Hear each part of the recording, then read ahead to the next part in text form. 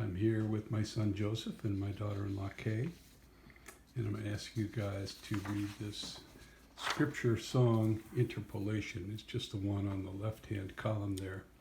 And Joseph, you'll be the reader, and Kay, you'll be the singer. And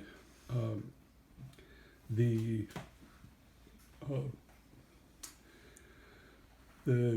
importance here is to I can't believe I'm saying this, but to not read it with interpretation, Joseph. You don't have to read it with a big voice. You don't have to read it like there's a spot in the reading where it says he cried out with a loud voice. You can just read that straight, read it quietly, because the value here is the way that the scripture and the music dance with one another and support one another. And the thing I would say to you, Kay, is that what's the fancy musical word for singing that is out of tempo? Rubato. Yeah, sing it rubato, and you don't have to pick up cues. You don't have to overlap with Joseph. You can take your time with this reading so that we can appreciate it. As you'll see, the thing that's evocative is that it's a Christmas song and a Holy Week reading. Give it a try.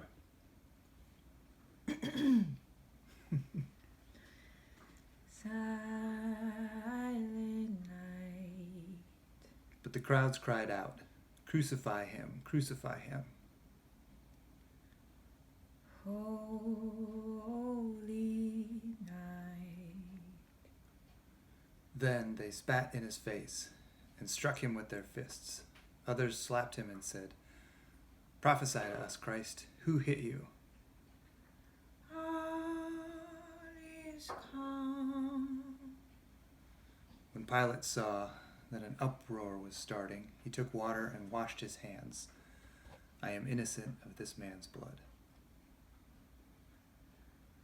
All is bright.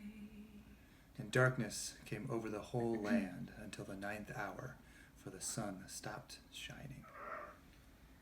Round yon virgin mother and child. Near the cross of Jesus stood his mother, Mary. Holy infant. "I am thirsty," he cried. And they gave him a sponge of vinegar. So tender and mild. And he cried out with a loud voice, my God, why have you forsaken me?" Sleep in heavenly peace.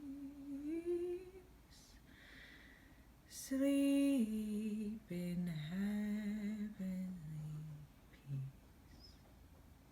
"It is finished." With that, he bowed his head and gave up his spirit. And we beheld his glory, the glory of the one and only Son.